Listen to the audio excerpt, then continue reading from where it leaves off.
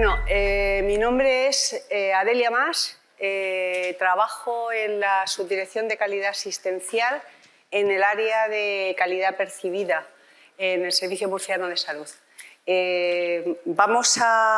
Antes de empezar con esta mesa, que es la primera mesa temática en la que vamos a hablar de la relación con los pacientes, me han pedido que os recuerde que esta actividad, como el resto de mesas temáticas, lo único que está acreditado las mesas temáticas están acreditadas por la Comisión de Formación Continuada de las Profesiones Sanitarias, exclusivamente para los profesionales sanitarios que pertenecen al Sistema Nacional de Salud. Para acceder a esta acreditación, a las personas que les interese pueden hacerlo de dos formas: o bien escaneando el código QR que viene en la portada del programa del Congreso, o bien accediendo a la dirección de Internet que está ahora mismo en la pantalla. Entonces hay que acceder ahí y os pedirán el número de carnet de identidad y que pongáis el código que está ahí puesto. Este código va a estar podéis acreditar vuestra asistencia mientras dure la mesa temática. El código lo volverá a aparecer al final cuando terminemos. Y bueno, pues deciros que solamente esta acreditación está solicitada y concedida para las mesas temáticas. No intentéis acceder para las sesiones técnicas ni otras de las actividades del Congreso, porque es exclusivamente para las mesas temáticas y para personas que estén trabajando en el Servicio Nacional de Salud. También quiero invitaros a participar en la recogida de información de la encuesta de satisfacción que están ubicadas en los tótems que habéis visto distribuidos por el Congreso. La encuesta de satisfacción va a ser distinta cada día. Cada día se preguntará sobre las actividades que han tenido lugar en ella y bueno, os agradeceríamos que la cumplimentarais porque nos va a ayudar a detectar oportunidades de mejora de forma diaria y poder solucionarlas en el momento. Y ya, como ya os he dicho que tenemos poco tiempo, que nos han quitado también unos minutos, vamos a empezar esta mesa. También las preguntas que tengáis que hacer a las personas que intervienen en ella, si os parece, las dejamos para el final de las tres intervenciones para no cortar el ritmo de la... Y bueno, comentaros que el lema escogido para este congreso es, como ya todos conocéis, la calidad asistencial como pilar de la sostenibilidad. En esta mesa se va a hablar de la participación del paciente en la mejora de la calidad asistencial y, por lo tanto, en la mejora de la sostenibilidad del sistema sanitario. El paciente nos puede aportar su punto de vista, su vivencia y posee un conocimiento de la enfermedad que complementa al que tenemos nosotros a nivel asistencial. Si le escuchamos, nos puede ayudar incluso a rediseñar los procesos y aumentar la efectividad y la eficacia. Por otra parte, si el paciente está más formado e informado y se involucra progresivamente en su salud y se le permite gestionar esto, si se le permite intervenir en la toma de decisiones en el tratamiento de su enfermedad, tenemos casi claro, y está demostrado en muchos estudios, que van a disminuir los efectos adversos, que va a aumentar la seguridad y la adherencia al tratamiento con una menor utilización de los servicios. Es decir, que se conseguirán mejores resultados en salud y un uso de los recursos más adecuado. Para abordar estos temas, la Sociedad Española de Calidad Asistencial ha invitado a tres excelentes profesionales con amplios currículos que, en aras de la brevedad, me veo obligada a resumir. En primer lugar, la doctora en Psicología Clínica y de la Salud, Lilisbeth Perestelo Pérez, que es responsable del Servicio de Evaluación del Servicio Canario de Salud coordinadora del Grupo de Atención Centrada en la Persona e investigadora del Instituto de Tecnologías Biomédicas de la Universidad de La Laguna y además cofundadora de la Red Iberoamericana para la Toma de Decisiones Compartidas en Salud, nos hablará del modelo de toma de decisiones compartidas, de las intervenciones para pacientes y profesionales de la salud que la favorecen y de la actualización de la evidencia sobre su efectividad.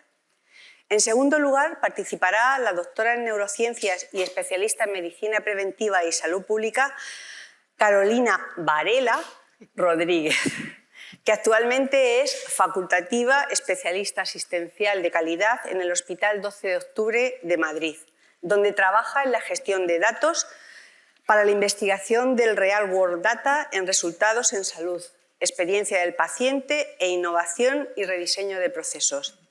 Ella, como editora y autora de la Guía de Implementación de la Medición de la Experiencia Reportada por el Paciente en Hospitales, más conocido como PREM, es la más indicada para hablarnos del uso de los mismos, para la inclusión del paciente en la toma de decisiones para la mejora.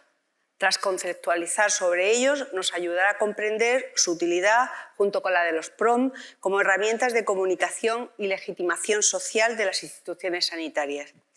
Y finalmente intervendrá Rosa María Salazar de la Guerra, grado en Enfermería, que cuenta con varios máster en Gestión Sanitaria y Calidad Asistencial, que ha sido miembro de la Junta Directiva de SECA y que actualmente es directora gerente del Hospital de Guadarrama en la Comunidad de Madrid. Hospital que, gracias a su gestión, ha conseguido grandes logros como ser el primer hospital de media estancia en España que consigue el nivel de reconocimiento de excelencia con el sello 600 y también el primer hospital español en ser acreditado como hospital centrado en el paciente, entre otros premios, como el de gerente nariz verde, que luego nos explicarás. Rosa María viene a compartir con nosotros las acciones que han realizado en su hospital para colocar al paciente en el centro de la organización, haciéndole partícipe de los procesos asistenciales y realizando escucha activa. Nos demostrará que todo lo expuesto en la mesa es factible de realizar y de que en este caso querer es poder. Y cedo ya la palabra a Lilisbeth Perestelo Pérez y a su presentación, intervenciones para la toma de decisiones compartidas, una actualización de la evidencia y algunos resultados en nuestro contexto.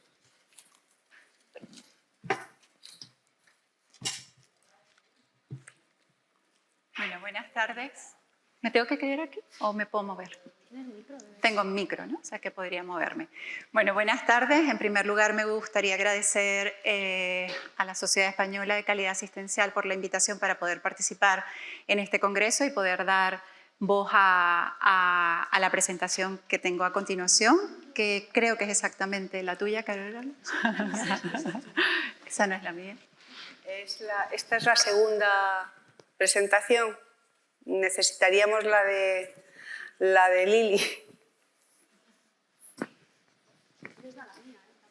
Pero bueno, seguro que está capacitada también para hablar de esto. Bueno, a ver, mientras va colocando... Bueno, mientras tanto decía eso, ¿no? Agradecer la oportunidad. Creo que es una mesa que nos va a permitir debatir y discutir, como bien comentabas anteriormente, sobre diferentes aspectos relacionados con intervenciones que precisamente tienen ese objetivo, intentar promover la participación de pacientes, tal y como lo menciona la mesa temática, cómo es esta relación de pacientes y cómo mejorar la calidad asistencial a través de, en mi caso, que son lo que voy a hacer muy brevemente en esta parte introductoria y luego en el debate discutir o abierta a las preguntas que puedan surgir, sobre intervenciones para la toma de decisiones compartida, una actualización de la evidencia, no solamente a nivel nacional e internacional, sino efectivamente en algunos contextos en los que se está llevando a cabo, ¿no? Vale, bueno, todos sabemos que la participación del paciente en la atención sanitaria, un papel más activo de los pacientes en los cuidados que tienen que ver con su salud, evidentemente permiten de alguna forma que tengan una mayor capacitación, fortalecimiento y empoderamiento en sí mismo, lo que lleva de alguna manera a tener un papel mucho más central de los pacientes. Pero ¿qué esperan los pacientes? ¿Qué esperan los pacientes del sistema? ¿Qué esperan los pacientes de los profesionales? ¿Qué esperan en general cuando tienen un contacto, una relación con el sistema sanitario? ¿Cuáles son sus expectativas? Evidentemente, los pacientes tienen diferentes actitudes y preferencias también sobre cuál es su rol en el proceso de participación y cuidado o autocuidado de su salud. Y eso es una cuestión que también forma parte, como saben, del proceso de toma de decisiones compartida, tratar de explorar cuál es ese interés que tienen en participar, cuál es el rol que quieren asumir o incluso respetar si ese rol es más o menos activo, también forma parte de ese proceso de toma de decisiones compartida. ¿Qué información quieren recibir? A veces damos por sentado que quieren recibir poca o mucha, incluso tenemos algunos prejuicios, como sabemos, con respecto a la edad, el contexto, nivel educativo, y evidentemente la evidencia nos puede dar algunas sugerencias con respecto a que sí hay un cierto patrón en las características de los pacientes en cuanto a qué tipo de información, cantidad, etcétera, tienen, pero también muy afortunadamente vemos que esos perfiles han ido cambiando a lo largo del tiempo, ¿no? Por ejemplo, en una cuestión muy concreta que es el uso de las TICs o de las tecnologías de la información y comunicación, donde pensamos, bueno, hay una gran brecha digital, ¿cierto? Todavía estamos en ello, pero es muy probable que nosotros mismos seamos los pacientes, que ya lo somos de hecho también, del futuro. Entonces cada vez nos estamos acercando a un modelo bastante diferente de paciente. ¿Cómo quieren que les facilite la información?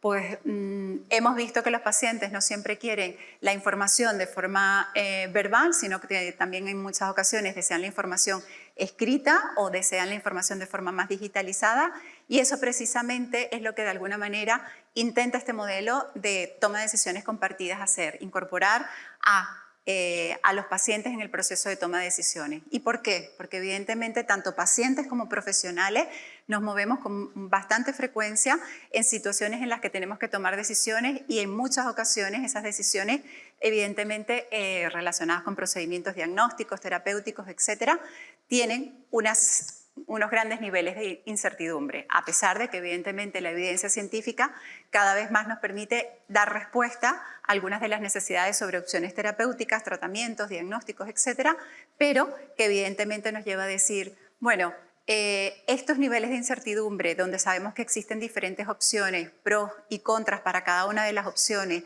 donde esto nos enmarca en esta representación que seguramente todos conocemos, que viene a ver lo que es la práctica basada en la evidencia. Es decir, hasta ahora muchas personas habíamos pensado que la práctica basada en la evidencia era solamente incorporar conocimiento científico a través de lo que nos daban los estudios. Obviamente sabemos que necesitamos incorporar además la expertise del profesional con respecto al conocimiento que tiene de la condición clínica, del paciente, etcétera, pero también los valores y preferencias de los pacientes. Y esto es lo que hace que realmente la práctica sea basada en la evidencia. Y precisamente porque en las diferentes situaciones a las que nos enfrentamos día a día no hay una mejor decisión, incorporar los valores y preferencias de los pacientes cobra más importancia y valor. Y es en ese contexto donde decimos, sabemos que la mayor causa de insatisfacción muchas veces en los pacientes viene dado porque no están suficientemente informados, y posiblemente nos estemos haciendo un montón de preguntas o simplemente algunas reacciones internas que tienen que ver con los recursos, cuánto tiempo nos lleva y toda esta serie de limitaciones que todos sabemos que están asociadas a ese proceso de información al paciente. Los pacientes nos han demostrado en varios estudios que hemos realizado en nuestro contexto que desean más información y más participación en el proceso de toma de decisiones. No me voy a distraer ahora con números, pero sí, evidentemente, esto nos lleva a decir este escenario cada vez es más frecuente, o sea, no solamente tenemos un perfil de una persona joven haciendo búsquedas en internet sobre su condición de salud, sino que evidentemente cada vez más los pacientes quieren esto, más información para mejorar su conocimiento, porque sabemos que efectivamente esto genera mejor adherencia terapéutica, mayor autonomía, también mejora en resultados de salud, que de eso también nos va a hablar Carolina cuando nos hable también de los PRONS, por ejemplo, o de sus experiencias con los PRENS también. Esto también nos lleva a decir, bueno, en el encuentro clínico tenemos que manejar una serie de circunstancias, por tanto, ese conocimiento científico, esas experiencias y valores y preferencias en los pacientes. Sabemos que ahí es donde se puede mejorar la calidad del proceso asistencial, y eso pasa por, evidentemente, generar mayor satisfacción, adherencia para llevar a obtener más resultados.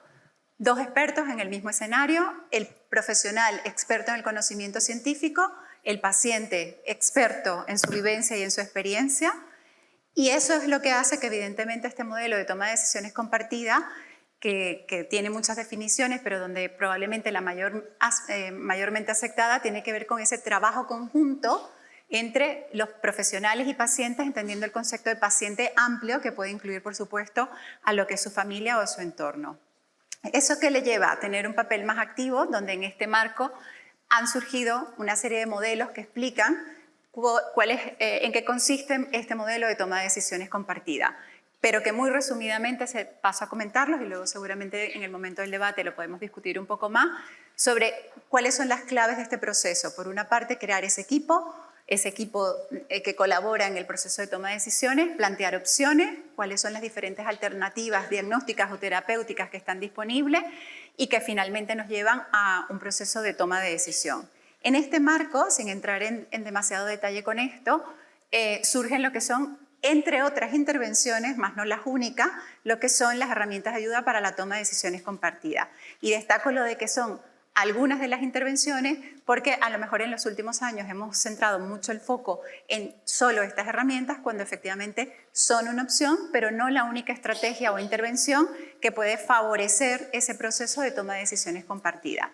Las herramientas de ayuda para la toma de decisiones compartida son intervenciones que pueden estar en distintos tipos de formato, papel, digital, etcétera, pero sí que tienen en común que tratan de presentar las diferentes opciones con las mejores evidencias científicas sobre los pros y contras de los pacientes, pero la clave para diferenciarlos de otros materiales educativos e informativos es que efectivamente tiene un ejercicio que se llama de clarificación de valores, que es lo que permite incorporar los valores y preferencias de los pacientes en el proceso de toma de decisiones compartida.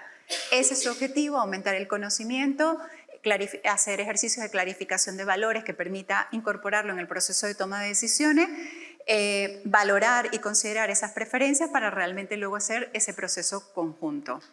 Estas herramientas han sido estudiadas en distintas condiciones de salud, en distintos ámbitos asistenciales, primaria, a nivel hospitalario, incluso en determinadas decisiones relacionadas con temas de cribado, a nivel poblacional, etc.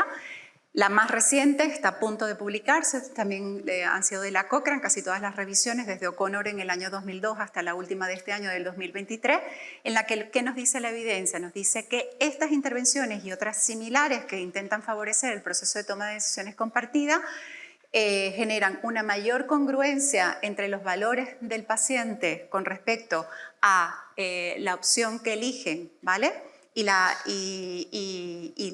Entre las preferencias que tienen y la opción que eligen, es decir, una mayor coherencia en ese proceso, mejoran ese conocimiento objetivo, mejoran la precisión en la percepción del riesgo con respecto al efecto que van a tener las intervenciones, aumenta la proporción de personas que toman una decisión de una forma más activa, al mismo tiempo que disminuye ese conflicto decisional que está directamente relacionado con la incertidumbre, esa sensación que tenemos a la hora de tomar decisiones si controlamos o no controlamos la suficiente información como para participar en el proceso, que es lo que hace que un paciente pueda ser más o menos activo. Estas intervenciones, además de mejorar la comunicación entre pacientes y profesionales, generan una mayor satisfacción también en ello y al mismo tiempo hemos encontrado evidencia unas ciertas diferencias con respecto a qué tratamientos eligen, si más o menos invasivos, y eso evidentemente va a depender mucho de la condición clínica que se esté evaluando. Lo que sí es cierto es que cuando se compara cirugía frente a tratamientos más conservadores, en general los pacientes suelen aceptar tratamientos más conservadores, pero eso depende también del procedimiento. Y cuando se ha evaluado en temas de cribado, se ha visto que hay una mayor participación en programas de cribado de cáncer colorectal y está disminuido en el caso de próstata o de mamografía. No hay diferencias en otros cribados. ¿Qué más nos ha demostrado este tipo de intervenciones? Que todavía es necesario seguir explorando cuál es el efecto que tiene, por una parte, en la confianza que hay en el proceso, que va a depender, eso que se llama la confianza en el profesional, la confianza en el proceso de toma de decisiones compartida, también cuánto se adhieren, porque una cosa es que haya adherencia, una cosa es que haya congruencia entre lo que elijo y lo que finalmente prefería, pero todavía hay una serie de incertidumbre con respecto a la adherencia a la opción elegida en el caso de los pacientes, que es una cuestión que todavía está por estudiarse. Tiempo de consulta, y esto probablemente es una de las preocupaciones mayores que tenemos. Sabemos que evidentemente para poder compartir información con los pacientes vamos a necesitar más tiempo en consulta, pero también hemos encontrado que esto va a variar dependiendo del tipo de herramienta de ayuda para la toma de decisión utilizada, el formato y en el momento que se utiliza, antes, durante o después del encuentro clínico. Todo esto, muy en pincelada, nos lleva a decir, bueno, hay también, no se han hecho muchos estudios de costes, cada vez se está incorporando más esta medida, pero muestran que hay una serie de ahorros en costes, sobre todo lo que tiene que ver con el tema de visita, frecuentación, etcétera, pero eso hay que mirarlo con cuidado porque depende de para qué se han evitado esas visitas o esas frecuentaciones a determinados servicios. Uno de 7 estudios ha mostrado una reducción de uso de recursos, concretamente con los servicios de urgencia. Es decir, además de ver resultados directamente relacionados con el proceso de toma de decisiones compartida, pues otros que están más directamente relacionados con su salud en particular y con el sistema también en cuanto a la eficiencia del uso de los recursos. Por tanto, la clave aquí es hablando con los pacientes, ¿vale? No solamente para los pacientes, que es un poco lo que algunas de estas estrategias están intentando hacer.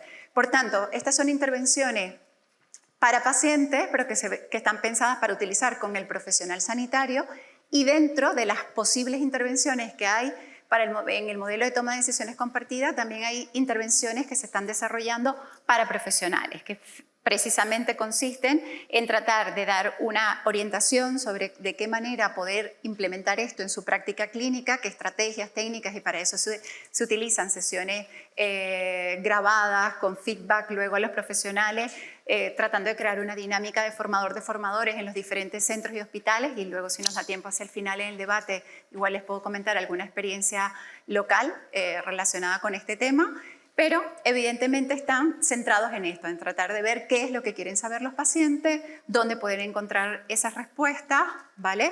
Y en ese sentido, también los profesionales, también en esa intervención dirigida no solo, como les digo, a pacientes, sino también a profesionales, lo que tratamos es de generar una serie de directrices, pautas, etcétera, que permitan ayudar a los profesionales que hagan que los pacientes participen más activamente en ese proceso de toma de decisiones compartida. Más que medicina, prescribir un poco lo que sería una atención más personalizada, es un poco la idea. Y el año pasado hacíamos una especie como de resumen, esto ya llevamos haciéndolo desde el año 2016, creo que fue el primero que hicimos, una actualización, cada 2-3 años más o menos nos las piden, sobre en qué se ha avanzado en cada país, es algo que hacen todos los países a nivel mundial, en qué se ha avanzado en este modelo de toma de decisiones compartida. Tengo que decir con bastante satisfacción que los avances que se han hecho tanto a nivel local como a nivel nacional, incluso de legislación, han ido avanzando muchísimo e intentar incorporar bastante más de lo que teóricamente es el concepto de la toma de decisiones compartidas, sino en acciones concretas. Soy consciente de muchas acciones que hay en distintas comunidades autónomas, no solamente en mi caso vinculadas a Canarias, sino en general en diferentes comunidades autónomas y podríamos comentar que en todos los frentes, tanto a formación de profesionales como intervenciones para pacientes, como acciones institucionales para incorporarlo e implementar, que yo creo que esa es la clave, implementar esas intervenciones para pacientes, para profesionales y para el sistema, hemos ido avanzando en esa dirección, ¿vale? Todavía nos queda mucho camino que recorrer, pero en ello está. ¿Vale? Muchas gracias. Gracias, Miguel. Lo dejo para aquí. A continuación, Carolina Varela Rodríguez nos hablará del uso de los PREM para la inclusión del paciente en la toma de decisiones para mejora de la situación actual. Cuando quieras, Carol. Sí, buenas tardes. Deslumbran muchísimo las luces, es un poco incómodo estar aquí. Sí, sí. Bueno, antes de nada, dar las gracias pues, a todo el mundo, sobre todo a vosotros, por estar aquí. Yo sé de agradecer que alguien considere que el coste de oportunidad de escucharte es suficientemente importante como para venir. Estoy acompañada con 2 ponentes excepcionales, lo cual me pone las cosas muy difíciles, pero vamos a intentar salir decentemente del aprieto. A mí me han pedido que hable de los PREM en concreto, que es una cosa que manejo bastante bien porque hemos estado trabajando con Pedro Ruiz, que tengo el gusto de tenerlo aquí delante, en el Hospital Universitario 12 de Octubre. Hemos hecho un trabajillo metodológico que ha sido muy divertido y que hemos publicado, pero desde un punto de vista que a mí me parece especialmente interesante, que es, vale, vamos a ver los PREM, que son Patient Reported Experience Measures, o sea, medidas de experiencia del paciente informado por el propio paciente, pero como una herramienta de inclusión del paciente. No son herramientas de decisiones compartidas, aunque veréis que en mis diapositivas sí aparecen las decisiones compartidas. Disculpad que algunas diapositivas están en inglés, pero como diría Borges, disculpad que haga una carta tan larga, pero no he tenido tiempo de hacerla más corta, entonces me vais a perdonar el inglés, ¿vale? Bueno, lo gracioso de cuando nos ponemos aquí a razonar de si debemos o no debemos incluir al paciente en el proceso asistencial, es que ya está. No nos dimos cuenta durante mucho tiempo, pero el paciente ya está. Esta es mi facultad, yo estudié en el Hexágono de la Universidad de Navarra y allí lo primero que me decía mi profe de Introducción a la Medicina era: oye, cada enfermedad tiene síntomas y signos. Los signos son objetivos, los puede medir un profesional sanitario, pero los síntomas son subjetivos, solo te los puede decir el paciente. ¿Por qué no nos dimos cuenta, ¿no?, de que teníamos que incluir al paciente? ¿Cómo no lo vamos a incluir si es parte fundamental del proceso asistencial, es parte fundamental de la patología? Me encanta que Lilisbeth haya hablado de la medicina basada en la evidencia. Muchas veces, como yo hablo mucho de medicina basada en valor, como que la quieren poner antagónicamente con la medicina basada en la evidencia. Este es un artículo de Weinberg que creo que es de 2006, no he puesto la fecha. Ya llovió desde 2006, ¿vale? Weinberg es uno de los padres de la medicina basada en la evidencia. Fijaos lo que dice en este artículo, que habla de la variabilidad inadecuada de la práctica clínica. Dice: hay una cosa esencial, que es que la decisión última del tratamiento le pertenece al paciente, ¿vale? Esto nos lo decía ya la medicina basada en la evidencia. No lo decía la medicina basada en el valor, no lo decía el Patient Centered Care, lo decía la medicina basada en la evidencia. Totalmente alineada con Lilisbeth. Pero además es que la perspectiva del paciente es muy compleja, porque los seres humanos somos muy complejos. Entonces, hay como dos grandes dimensiones, algunas mejores tratadas que otras. La calidad de vida está bastante bien tratada.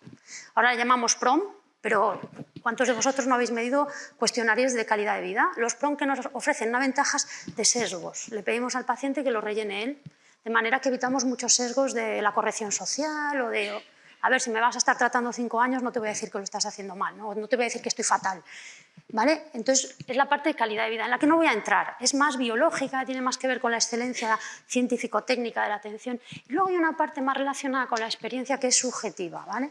Que es todo lo que vivencia el paciente a lo largo de su enfermedad. Y aquí creo que es importante distinguir dos cosas, y por eso los PREM son unas herramientas tan interesantes y tan atractivas a la hora de incluir de verdad a nuestros pacientes, o vamos a decir, de escuchar de verdad lo que nos tienen que decir, y es que tienen como dos grandes ramas, ¿no?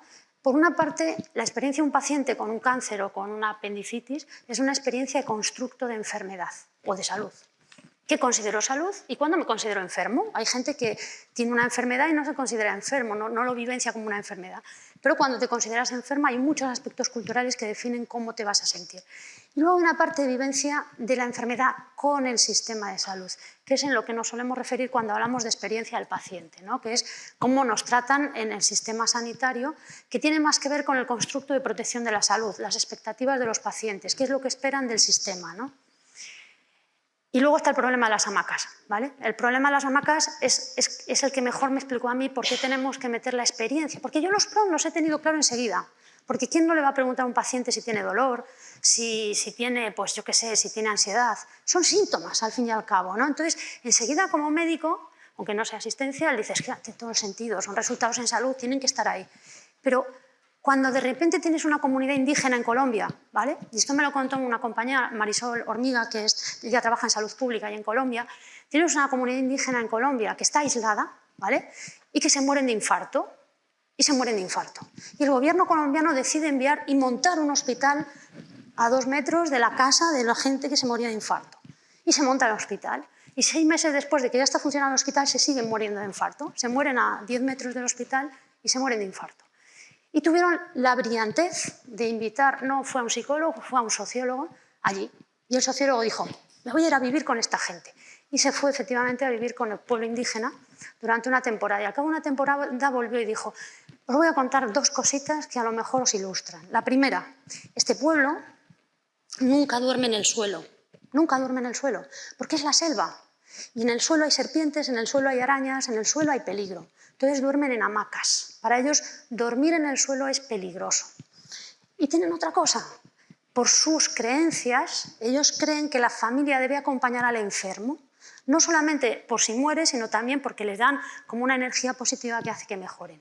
Sin embargo, nosotros les estábamos imponiendo nuestra visión de hospital, ¿vale? Unas camas, habitaciones individuales, sin familiares, lo mejor de lo mejor le llevó el gobierno colombiano, pero se morían de infarto. ¿Qué hicieron? Tiraron paredes, pusieron hamacas y permitieron que la familia fuera a dormir con los enfermos.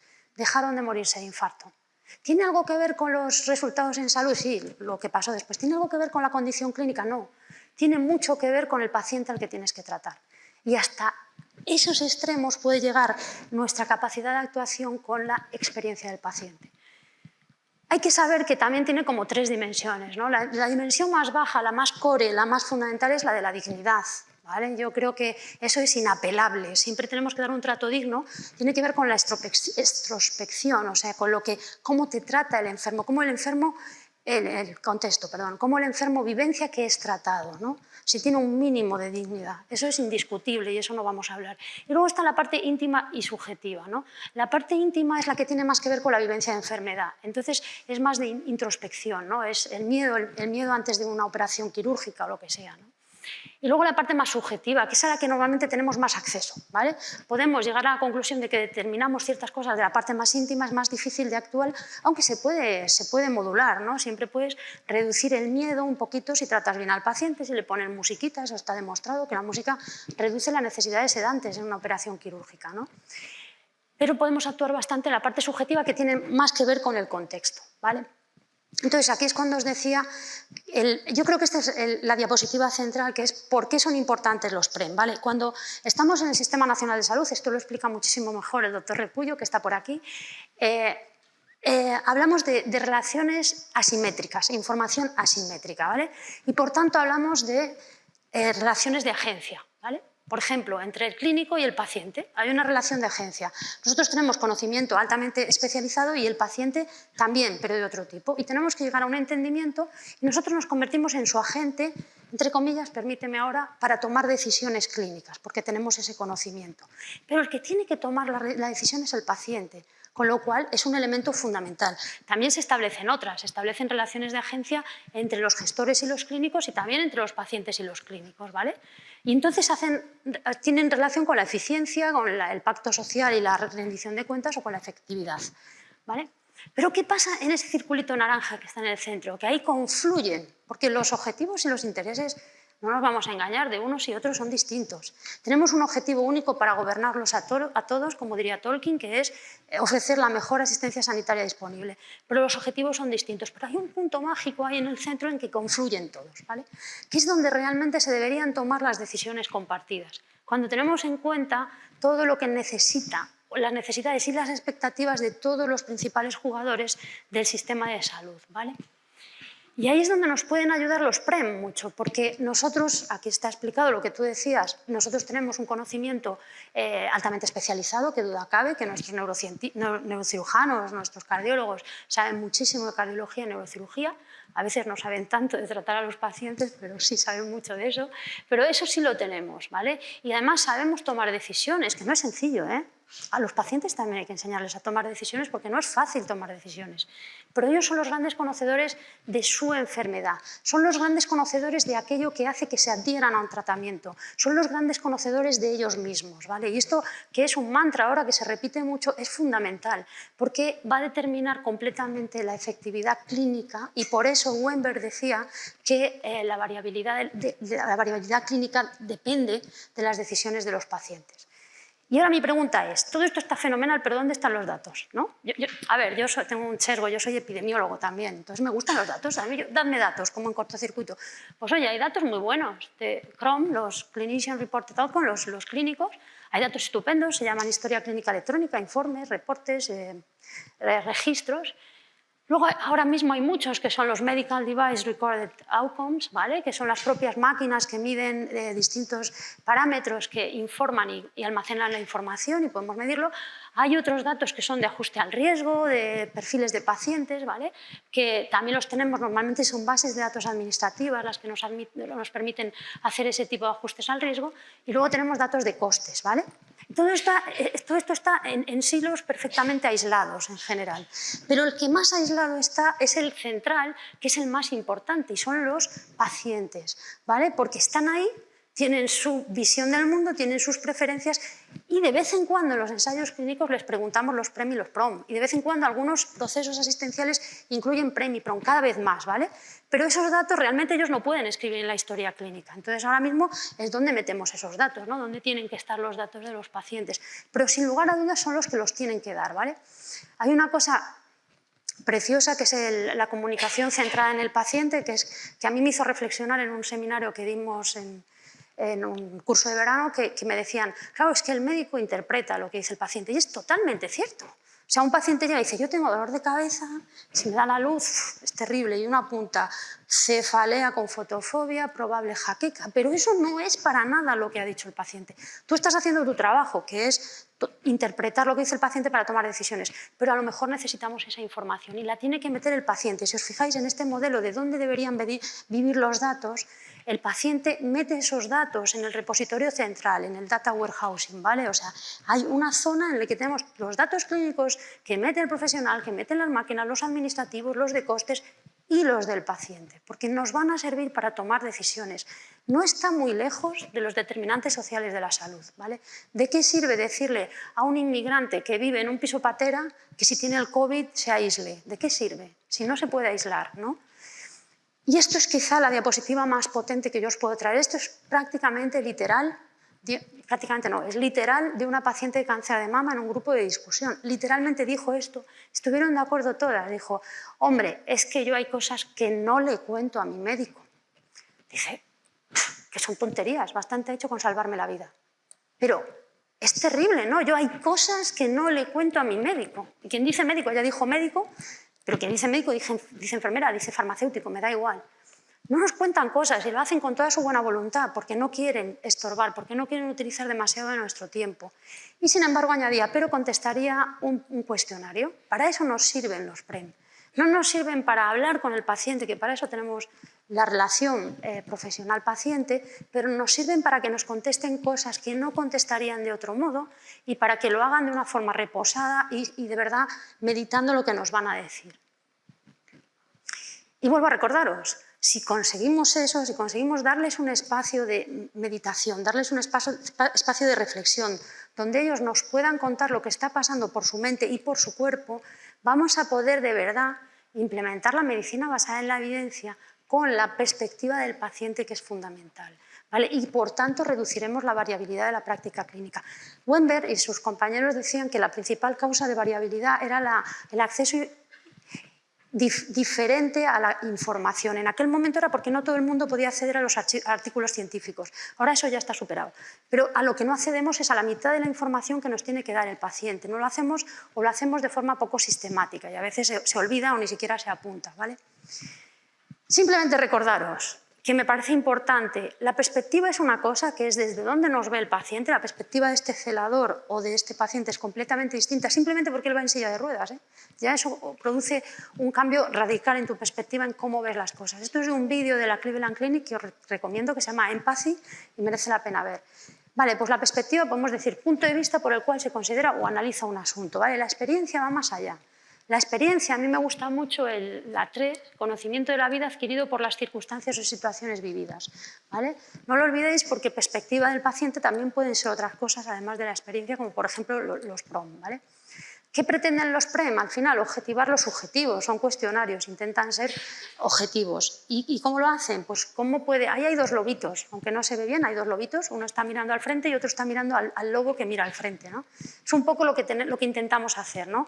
Preguntar, observar, escuchar. Los PREM todo esto lo hacen de forma sistemática y por escrito. ¿Y por qué es fundamental? ¿Os habéis dado cuenta que nosotros pertenecemos al Sistema Nacional de Salud? Por cierto, que hay que defenderlo mucho, que está muy malito el pobre. Pero el Sistema Nacional de Salud tiene varias cosas y una de ellas es la equidad. Nosotros tenemos un pacto social con esta sociedad en el que nos hemos comprometido a ser equitativos. Si nosotros hacemos grupos de discusión y vemos las expectativas de 10 pacientes, está muy bien, mejoramos nuestros procesos, mejoramos cosas, pero no estamos siendo equitativos. No estamos dando esa voz o esa oportunidad a todos nuestros pacientes. Otra cosa es que no quieran responder, pero ellos tienen esa opción. Yo creo que esto es una pata muy importante de hacer un cuestionario. No es solo que se sistematiza la información, que no se olvida el clínico de preguntar nada, sino que además ofrece esta posibilidad a todos los pacientes que atendemos. Simplemente por aclarar, los PROM y los PREM son muy distintos. Los PROM son resultados en salud y ayudan a mejorar sobre todo la comprensión de la condición de salud y la mejoría de los resultados en salud, y los PREM, sin embargo, están centrados en el proceso. Lo que ayudan a mejorar es el proceso asistencial. O sea, te dicen dónde tú lo estás haciendo mal, dónde el paciente percibe que tú lo estás haciendo mal. ¿Podemos coger un cuestionario PREM y cambiarte un proceso? No. Tenemos que medir en un porcentaje suficiente de pacientes, pero seguro, os aseguro que van a detectar todos los pequeños fallos de todos los procesos. En 15 minutos encontraron un problema que teníamos con la inmunohistoquímica en el 12 de octubre y nosotros tardamos meses de reuniones con los clínicos para darnos cuenta de que había ese problema. Los 15 primeros minutos de un grupo de discusión con pacientes nos lo dijo. Esas 2 semanas, doctora, en que me dicen que tengo un cáncer pero no me dan el apellido. Esas 2 semanas que por un error informático tardaba la inmunohistoquímica del 12 de octubre en llegar a los clínicos que tenían que informar a los pacientes. Bueno, estos son datos de diferentes agencias que se los debo a Pedro. Le he fusilado unas cuantas diapositivas porque me parecía que contenía una información muy válida de cosas que mejoran, ¿no? Cuando tú incorporas al paciente, cuando utilizas los PREM. ¿Vale? Y son completamente acordes con lo que tú estabas mencionando. Aquí se daban algunos porcentajes. ¿Vale? En general mejora la adherencia, en general mejora la comunicación, mejora la seguridad del paciente. El paciente es la última barrera de seguridad, lo sabemos. Entonces, si les escuchamos, podemos evitar eventos de seguridad del paciente, ¿no? Pero esto no es lo más importante. Lo más importante, creo yo, reduce costes, porque si entienden bien lo que tienen que hacer, pues probablemente no vuelvan a urgencias, sino que utilicen las vías adecuadas, ¿no? Pero lo más importante es que si tú tienes un puzzle, no te puede faltar una pieza. Lo que te ofrecen los PREM de forma asequible, porque también seamos justos, o sea, se nos critica mucho porque decían que, bueno, que no habíamos hecho caso de los pacientes. No es verdad, es que no teníamos una tecnología que nos permitiera preguntar a todos los pacientes. No la teníamos. Ni siquiera ahora la tenemos, la empezamos a tener. Y fuera hay gente que trabaja en eso y hacen un trabajo estupendo y en el futuro tendremos, pero hasta hace relativamente poco esa tecnología no existía, ¿vale?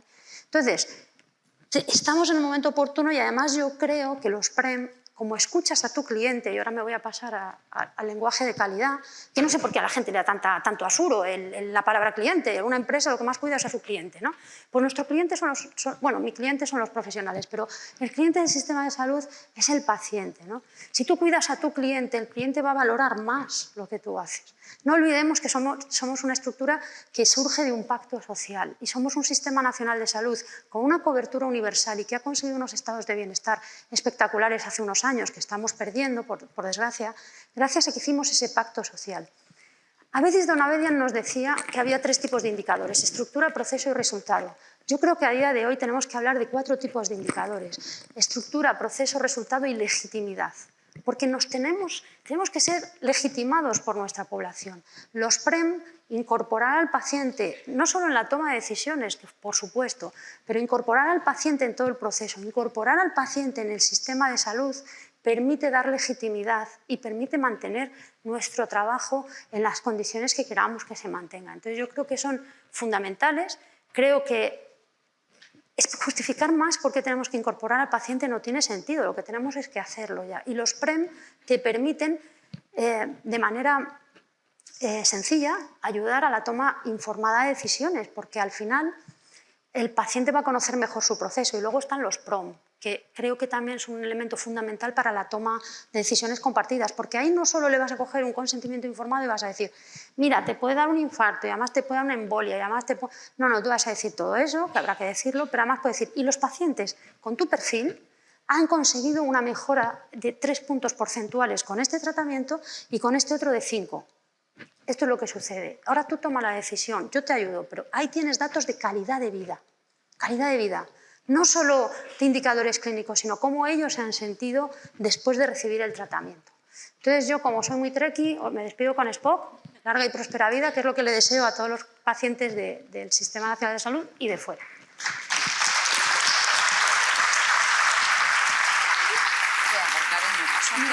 Sí, coge así. Tienes que apuntar aquí. Aquí pasas. Sí.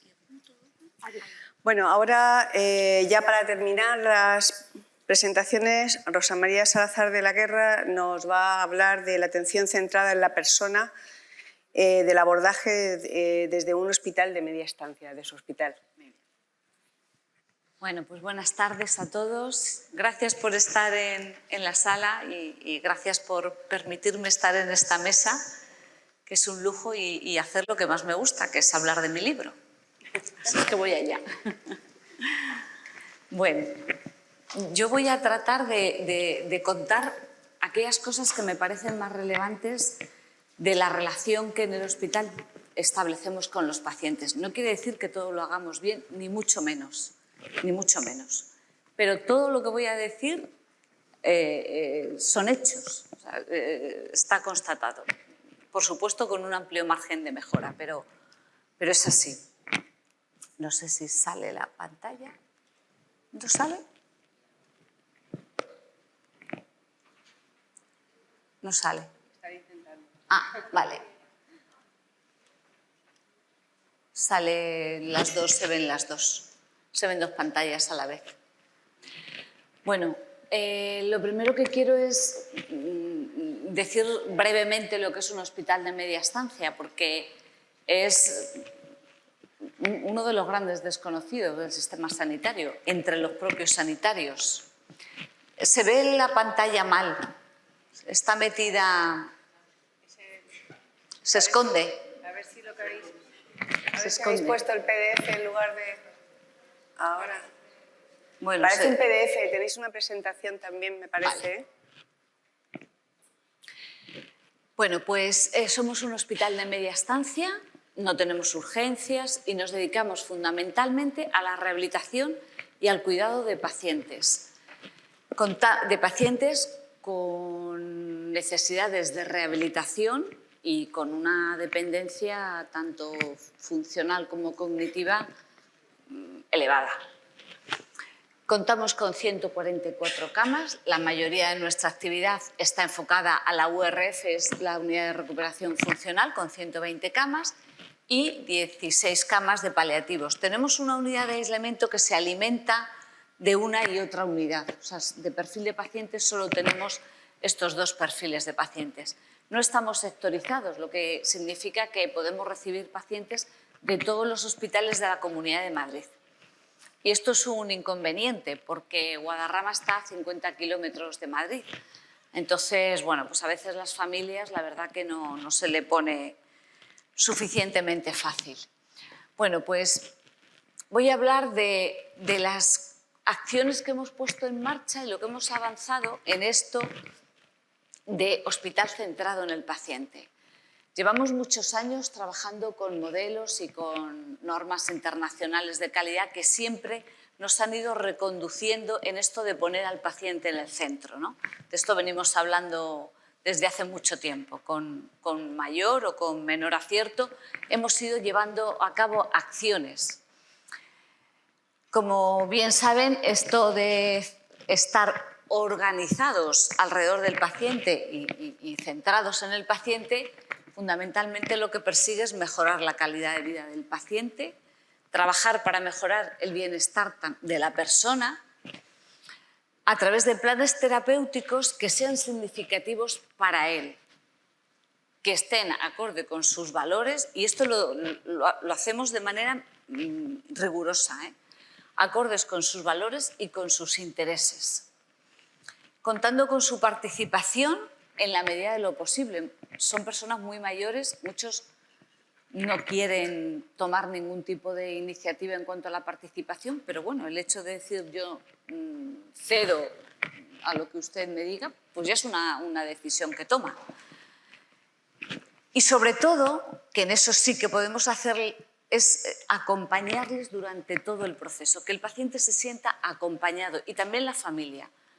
Nuestros pacientes, con frecuencia, los mayores y las personas dependientes en nuestra sociedad, con frecuencia además también están solos.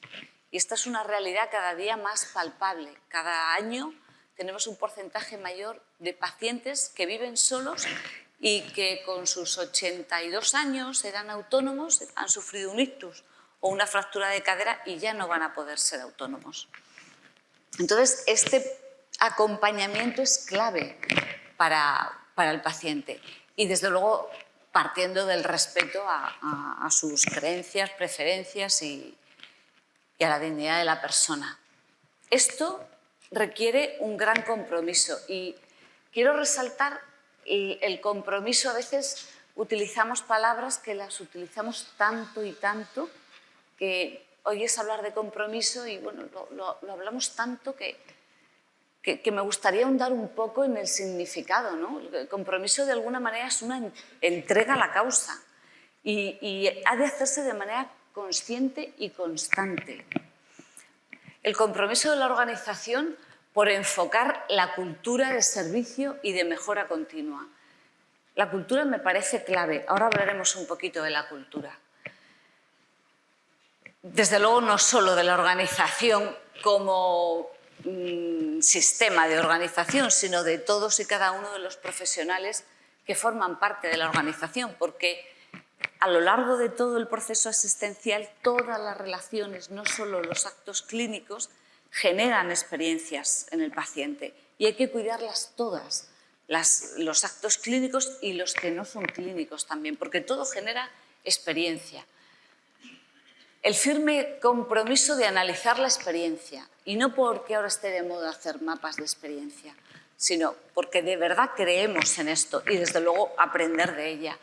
Y esto es clave para avanzar en la cultura, que para mí me parece algo diferenciador.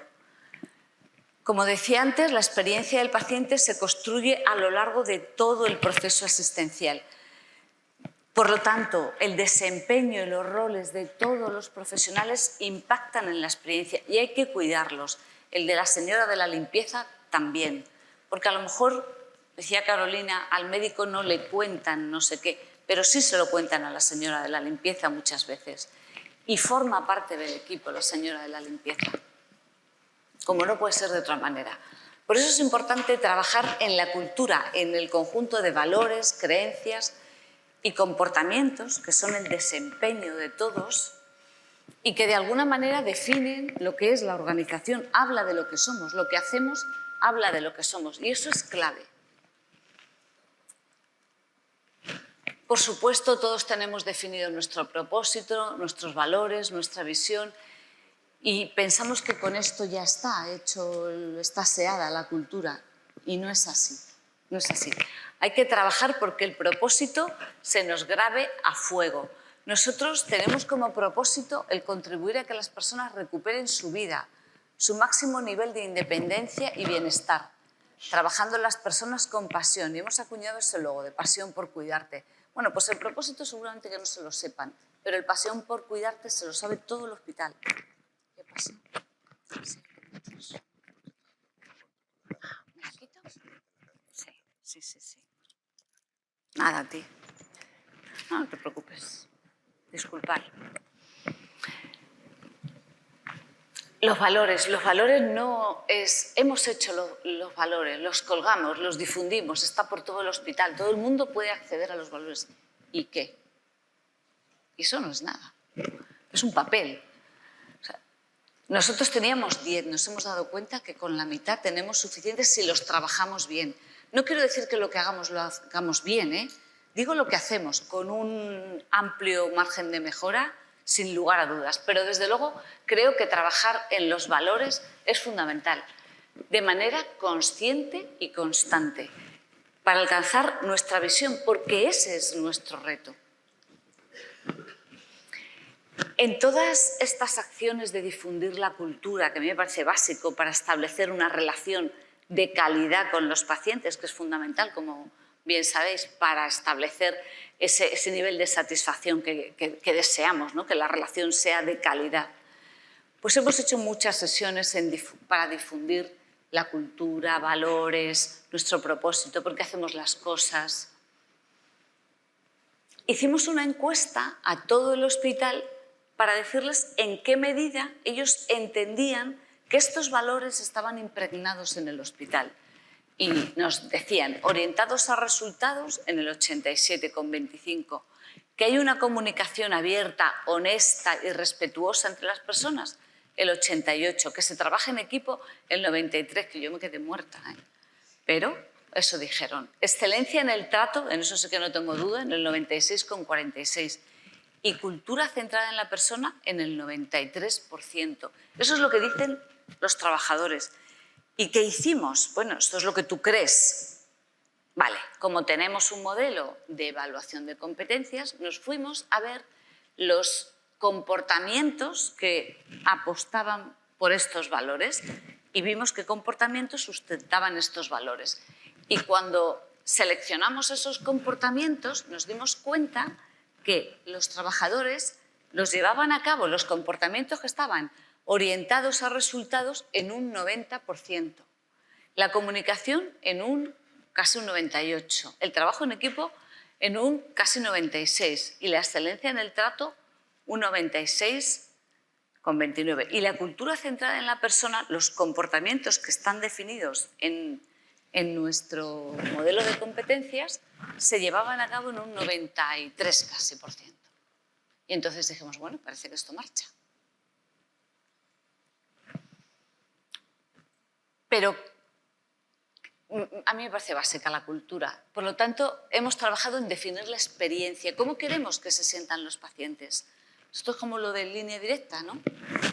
La propuesta de valor. En línea directa te bajan el precio. La propuesta de valor. Pues, ¿cuál es la propuesta de valor del hospital? Y definir la experiencia. Y queremos que los pacientes, ante todo, se sientan acompañados y que se sientan importantes para nosotros. No sabemos si vamos a ser capaces de que recuperen su nivel de autonomía, el previo al que tenían antes de sufrir la enfermedad, o no, pero por lo menos sí que sepan que para nosotros lo que a ellos les pasa es importante y que vamos a apostar por ellos, que nuestra propuesta de valor es ofrecer la máxima intensidad terapéutica y que vamos a hacer todo lo posible porque si él puede aguantar 2 horas de rehabilitación, esté 2 horas. Si puede aguantar 4 horas, esté 4 horas. O sea, vamos a ir a la máxima intensidad terapéutica.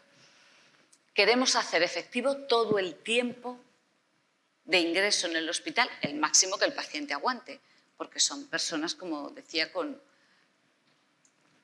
una situación previa, pues a veces difícil. Pero si aguantan, aguantan. Y ahora mismo el 20%, 25% en el último corte de nuestros pacientes hacen más de 4 horas de rehabilitación. Con 3 horas de rehabilitación diaria ya es una rehabilitación intensiva. Hacen 4. Y para apostillar más esto de la cultura, como base de todo lo demás, estamos trabajando desde hace 2 años en implantar una guía de cuidados centrados en la persona y familia, una guía de los centros comprometidos con la excelencia que aborda todos estos apartados que hay ahí, desde establecer relaciones de confianza, empoderar y pedir la implicación en el proceso de los pacientes, conocer sus preferencias. En todas y cada una de estas cuestiones que están en la pantalla nos indican acciones concretas que hay evidencia que si las ponemos en marcha aterrizamos de alguna manera estas premisas. Estamos trabajando en ello desde hace año y medio aproximadamente.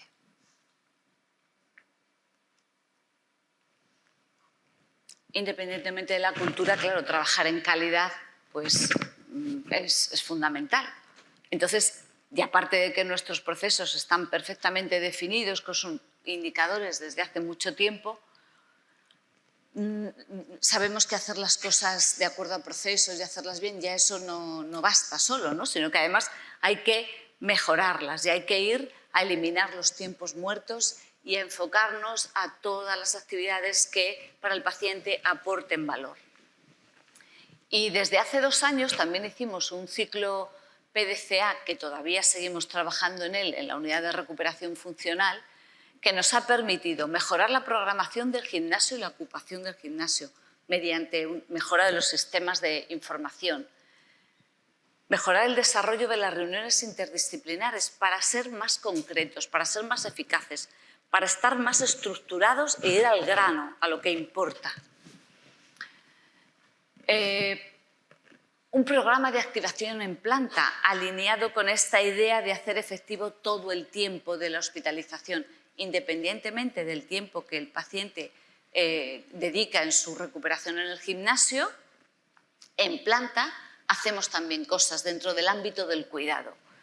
Y esto nos ha permitido reducir tiempos gracias a la mejora de la coordinación entre todos los colectivos. Ha sido clave potenciar el rol del supervisor, porque nos dimos cuenta que el supervisor, que es un poco el apagafuegos del hospital, dedica mucho tiempo a hacer cosas que podrían hacer otros y él o ella centrarse más en lo que es la actividad de planta, la programación de la planta, la activación en planta, la supervisión del cuidado y que el paciente esté permanentemente activo dentro de sus posibilidades.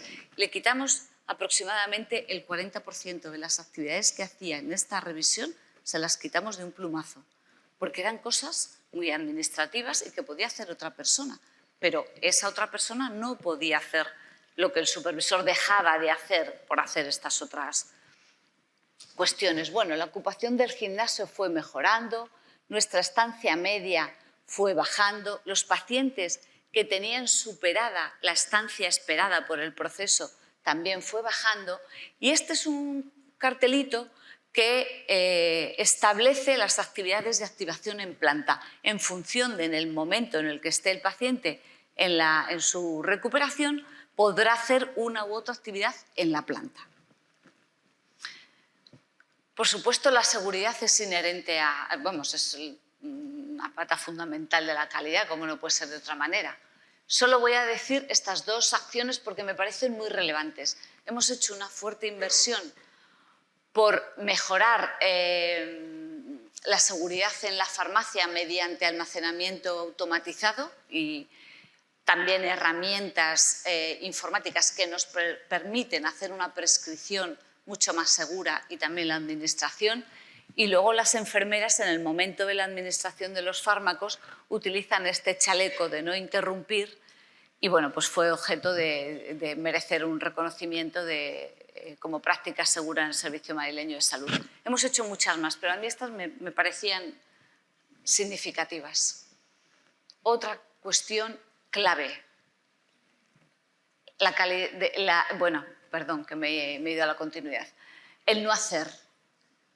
Estamos trabajando en el no hacer como todos, pero nosotros nos hemos enfocado muchísimo en todo lo que está relacionado con el uso de fármacos, porque ingresan los pacientes con una media de 17 fármacos, algunos de años, tomando para insomnios que no están diagnosticados, y cuesta mucho quitar esa medicación porque los pacientes, la familia se resiste mucho. Bueno, estamos trabajando mucho, sobre todo con el tema de los fármacos, que lo lleva directamente la farmacia con el coordinador médico y llevamos ya bastante tiempo, han hecho avances. Pero es que es clave esto. Y luego, en cuanto a la continuidad, hay algunas cosas que hacemos que creo que pueden ser de interés. Cuando el paciente se va de alta, se comunica a primaria y si el paciente lo necesita, se va con la cita desde el hospital, la cita con su enfermera o con el médico. Nuestra enfermera de enlace habla con el centro de salud y en función de cada paciente determinan si médico o enfermera, pero se van con la cita. Así también comunicamos los éxitos que se producen en el hospital al centro de salud. Y hemos hecho una apuesta enorme por tener la más moderna tecnología. Y la tenemos, desde luego en Madrid la tenemos. Tenemos robot para trabajar con las neuronas espejo para la rehabilitación neurológica, robot de miembro inferior como es el Lexo, que en Madrid, en la pública, es el único robot que hay de estas características. Y el Armeo, el último, que es un robot para miembro superior. Esto nos ha permitido incrementar el tiempo de tratamiento, porque está con el fisio o con el terapeuta todo el tiempo que tenemos establecido, pero además le ganamos tiempo a base de la utilización de estos robots. Por supuesto, la realidad virtual y la telemedicina, que la usamos menos de lo que me gustaría. Como decía, hacemos todo, aunque con un amplio margen de mejora, y ese es un claro ejemplo. Trabajamos para mejorar la experiencia, decía ese compromiso en la segunda diapositiva, porque cuidar la parte emocional es importantísimo. En nuestros pacientes, en todos, pero en nuestros pacientes que son tan frágiles, tan mayores y que por desgracia muchos de ellos están tan solos, esta parte emocional tiene un peso enorme en la motivación para su recuperación. Y aparte de las herramientas clásicas que tenemos de encuestas y de grupos focales que hacemos sistemáticamente desde hace 20 años, tenemos el primer acta del grupo focal, también trabajamos con lo que llamamos la voz del paciente, que es, de manera sistemática, hay un grupo de profesionales que hacen entrevistas ordenadas a los pacientes para preguntarles qué tal, si están bien, si necesitan algo. Preguntamos a los que están solos, eso es que no se nos escape, porque eso no tiene familiar para levantar la mano ni para nada, ¿no? Y muchos de ellos no hablan. O sea, por prudencia, por pensar que no sirve para nada, posiblemente no hablan. Pero de manera sistemática, cada 2 meses hacemos rondas de escucha activa a todos los pacientes. En todas las plantas de hospitalización hay una persona que pertenece a este grupo y hace esas rondas. Y tenemos numerosas mejoras llevadas a cabo a raíz de la escucha, que a veces dicen cosas tan normales que dices, ¿y cómo no se nos ha ocurrido antes? Si es que no cuesta nada, además. Y trabajamos con los mapas de experiencia, y ya tenemos 4 mapas de experiencia que los utilizamos junto con los grupos focales, posiblemente no todo lo bien que se deba, pero los utilizamos para la actualización de los procesos asistenciales con los pacientes que cognitivamente pueden participar, como es natural. Y luego la humanización es algo clave en todos los enfermos, pero en la media estancia nos gusta decir que se escribe con mayúscula, humanización. Las videollamadas se pusieron muy de moda en la pandemia, pero nosotros ya veníamos haciéndolas 7 años atrás. Por esta actitud de escucha.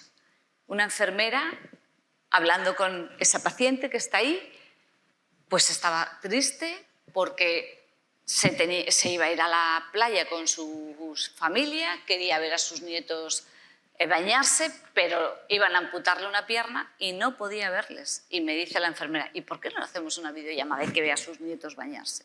¿Y por qué no? Fíjate, qué cosa tan sencilla, ¿verdad? Bueno, pues estaba tan contenta. La señora que está ahí con el micro salió en todas las emisoras de radio de la zona, la COPE, salió en todas. Estaba feliz porque dice que las vecinas le habían llamado, que se había hecho famosa. Y entonces ella decía, madre mía, si lo llego a saber me corto la pierna antes. Estaba encantada. Luego el programa de visitas de mascotas, que llevamos también 7 años con él, pues también nace de la escucha de una paciente que, no sé si se puede poner 15 minutos el vídeo. ¿15 minutos? Uy, no, segundos, perdón. Me matan. No. ¿Se puede poner 15 segundos? Sí. Y estaba súper triste. Y entonces me dice la enfermera, tenemos un jardín precioso, ¿por qué no viene su perro? Digo, pues es verdad, ¿por qué no viene? ¿Cómo no se nos ha ocurrido? Pues si podéis ver el momento en el que ve el perro, que si me ven los de medicina preventiva me matan, desde luego. A ver si se ve. Ese es el sobrino.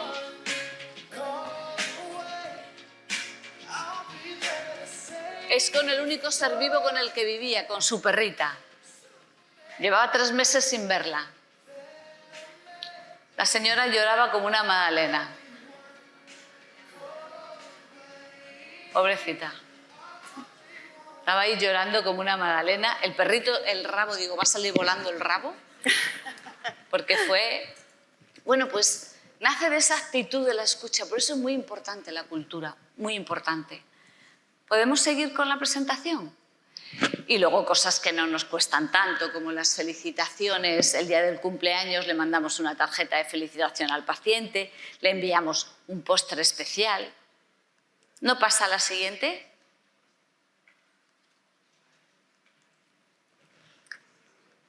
No pasa. Vale, sí, ya acabo. Acabo ya.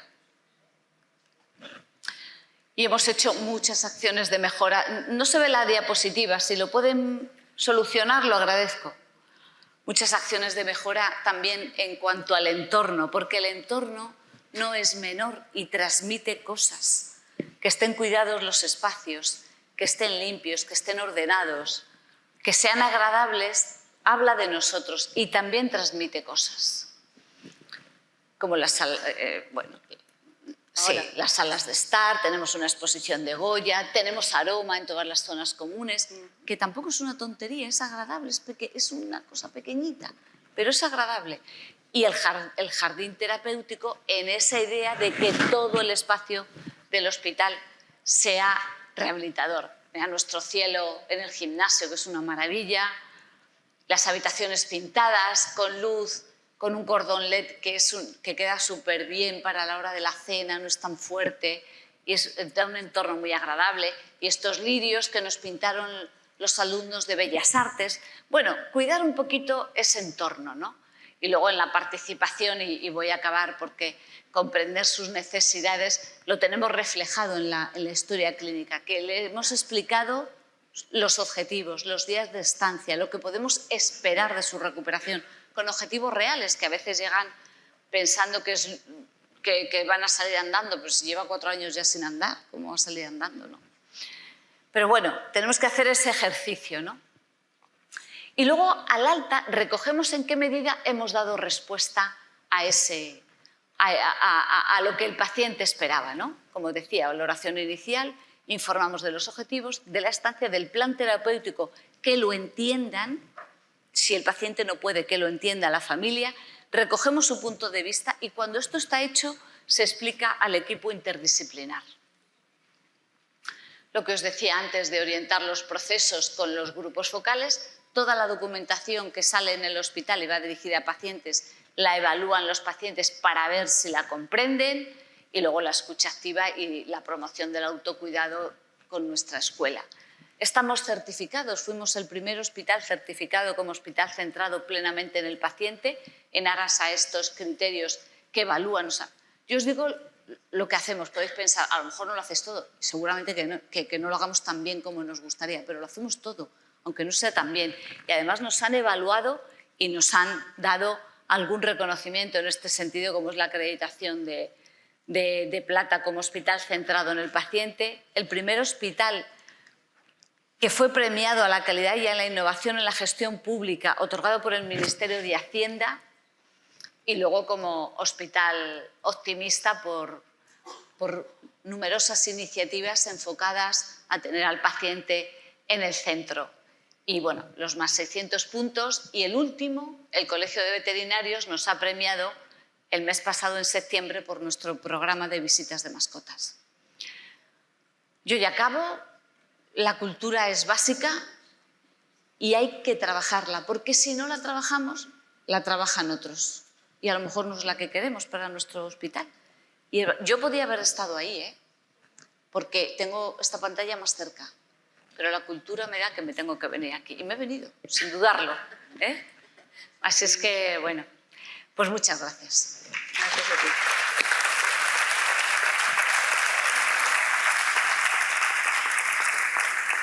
Bueno, yo creo que podemos utilizar un par de minutitos para alguna pregunta. ¿Tenéis alguna pregunta? ¿Tenemos un micrófono? No tenemos micrófono. A ver. Ah, ahí baja, perdona. Es que no os veo, de verdad. Estamos completamente cegados con esta luz. Sí, bueno, enhorabuena a todas, pero la reflexión o sugerencia era para Carola. La Universidad de Harvard, los MOOC, en Nairobi organizó un grupo híbrido para que las sesiones de debate online pudieran tener también un componente presencial y fue un gran éxito. Y a mí se me ocurre que la experiencia de los PREMS, si se hiciese, sobre todo las primeras, hasta que aprendan, con ayuda de las TIC, pero en un entorno con la música que decía, relajado y tal, y con un asesor. De modo que no le preguntes directamente porque le coartas, pero le ayudas a expresarse de la forma más sincera y más cómoda. ¿No os lo habéis planteado alguna herramienta así de optimización? Carola soy yo, me imagino. Me encanta. Me encanta porque es como me han llamado siempre en mi pueblo mis amigos de la infancia, entonces me encanta oírlo. Sí, claro, a ver, una cosa es una herramienta o tener la visión de lo que puede aportar una herramienta dentro de 5 años. Y otra cosa es cómo la implementas, y cómo la implementas la primera vez. Tanto los PRON como los PREN generalmente requieren un periodo de adaptación, ¿no? Hablamos en general de pacientes con una patología un poquito más crónica, porque los pacientes muy agudos, bueno, se les envía un cuestionario, es más sencillo, ¿no? Entonces, normalmente la primera relación con la herramienta y una enfermera gestora de casos, en caso de que haya, o alguien del hospital. También hemos barajado la posibilidad de atención al paciente donde le explican la herramienta de manera amigable y se les permite que la contesten allí. A ver, todo en su justa medida, y esto va a sonar fatal, pero por ejemplo en el 12 de octubre eso de poner un ambiente agradable, con poca supervisión, con una tablet, pues resulta que las tablets desaparecen. Entonces es un pequeño inconveniente, ¿vale? Pero sí se ha hecho, se compraron tablets y funcionó bastante bien, pero es un poco lo que estábamos comentando. Al final, el perfil de paciente, creo que lo decías tú, ¿verdad?, va a cambiar. O sea, esta brecha tecnológica no va a existir y cada vez más los pacientes no van a necesitar esto, de hecho, ni siquiera lo van a apreciar porque va a ser casi ofensivo. Es decir, ¿qué me estás contando? Pues si yo esto lo sé hacer cuando voy al cuarto de baño, te lo contesto, quiero decir, ¿no? Pero sí, por supuesto, y siempre hay que tener esa idea omnichannel, ¿no?, que tienen en business, que es: yo te ofrezco todos los canales de comunicación que tú necesites. ¿Que quieres una TIC? Una TIC. Que hay unas TICs fantásticas, ¿vale? ¿Que quieres papel? Papel. Que alguien tendrá que meter esos datos y pueden tener un sesgo, sin duda. Que te tiene que decir un profesional sanitario, te tiene que explicar, también estará sesgado y lo anotaremos, pero también se puede hacer. Entonces hay que ofrecer esa posibilidad. Modificar los entornos, por desgracia, a veces no es fácil. En los hospitales, pues eso, de 1.300 camas es complicado, pero aún así, con gente como Ana Díaz Oliver hemos conseguido, la señalo a ella porque son amigas y se conocen, pues hemos conseguido pues, humanizar más nuestro entorno, entonces sí, es una fantástica idea. ¿Alguna pregunta más? ¿No? A ver, Lili, viendo todo lo que nos has contado, si habitualmente hay problemas para que un facultativo o una enfermera explique el contenido de un documento de consentimiento informado al paciente porque lo consideran una pérdida de tiempo, si eso que está sometido a una ley, que es obligatorio hacerlo y demás, no se hace, ¿tú crees que vamos a poder llegar a utilizar una herramienta de toma de decisiones compartidas y perder ese tiempo tan importante que tenemos los facultativos? Yo te agradezco esa pregunta porque probablemente sea una de las cuestiones que más nos cuestionemos, ¿no? Si realmente en el espacio o en el encuentro clínico va a haber también espacio para incorporar todavía más cosas, ¿no? Y entre esas, pues más información sobre opciones, sobre pros, sobre contra. Pues si estamos hablando de un paciente que es un paciente que habitualmente es un paciente que no va a tener una única visita, sino que va a tener varias visitas y que a veces nos entra la urgencia de querer hablarlo y comentarlo todo, quizás ahí evidentemente no nos va a dar tiempo de comentar todo lo que tenemos que hablar, pero si realmente nos centramos en micro decisiones dentro del marco de la consulta, insisto, especialmente en aquellos casos de pacientes que vamos a hacerles algún seguimiento y tratamos de incorporar valores, preferencias, presentar opciones, pros, contras, aunque efectivamente el tiempo es el que es, realmente lo que estamos haciendo es un ejercicio de eficiencia a medio y largo plazo, porque realmente, como decía al principio de la presentación, eso genera más compromiso con el proceso del cuidado, más autodeterminación, también más participación en su propio proceso. Por tanto, ya le estamos resolviendo muchas de las dudas que a veces tienden a ir a buscarlas en otros entornos, quizás menos seguros a veces para ellos, y probablemente Es algo que va a requerir tiempo, que requiere cultura, en la misma línea de lo que estábamos hablando antes, pero evidentemente a veces se ha identificado como una resistencia que es más lo primero que decimos, no tengo tiempo, pero después en la práctica clínica vamos viendo que efectivamente si vas haciendo micromensajes relacionados con las opciones, la participación de pacientes, pros, contra, sí soy bastante optimista. A lo mejor habría que ir incluyendo ya en las facultades de medicina y en enfermería una asignatura que fuera la escucha del paciente y la toma en consideración de lo que opina él. Y También entrenarle en ese sentido también el paciente forma parte de los programas de intervención de activación de pacientes que van incluso dirigidos a indicarles qué tipo de preguntas pueden hacer y prepararse las preguntas antes de ir a consulta, todo ese tipo de cuestiones que también hacen el proceso más eficiente. Y Rosa, nos ha parecido una pasada todo lo que habéis conseguido en vuestro hospital, pero yo creo que nada de eso que habéis conseguido se puede lograr sin la participación de los profesionales. ¿Cómo los habéis implicado en este programa, en esta aventura? Sin ninguna duda, sin los profesionales no haces nada, porque al final quien está a pie de cama, quien interactúa con los pacientes son los profesionales y ellos son los que generan esa experiencia. Pues esto ha ido calando poco a poco. Llevamos más de 20 años trabajando con el modelo y ha ido calando poco a poco. No sin dificultad y nos sigue costando mucho.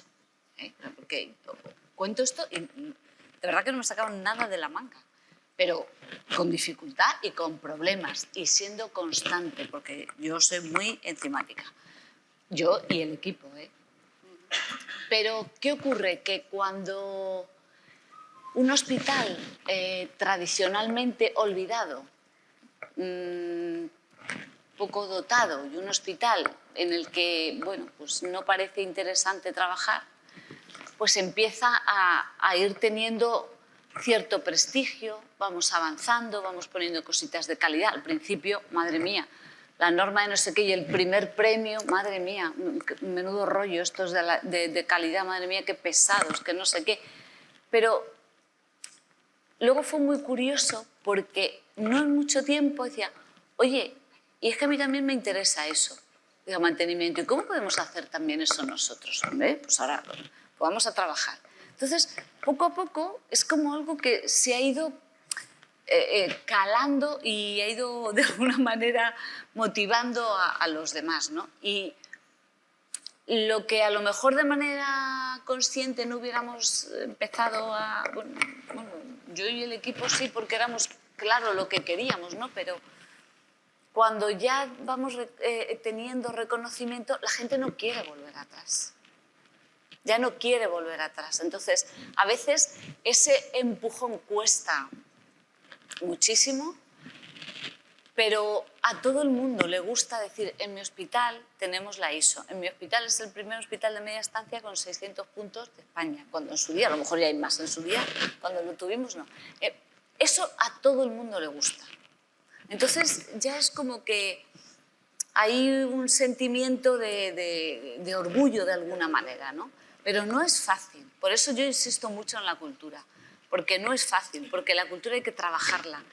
Y como decía, de manera consciente y constante, porque la trabajan otros o la trabajas tú, reorientado a la estrategia para cumplir el propósito y alcanzar nuestra visión, o se trabaja desde este enfoque o te la trabajan otros. Entonces, esa es la lucha.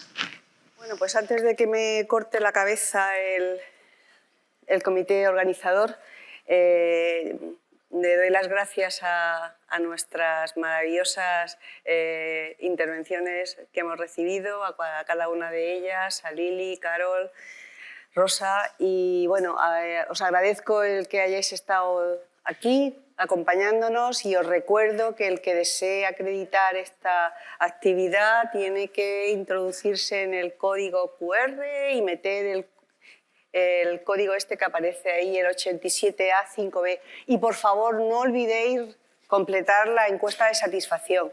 Nos vemos en la inauguración ahora, ¿vale? Hasta luego.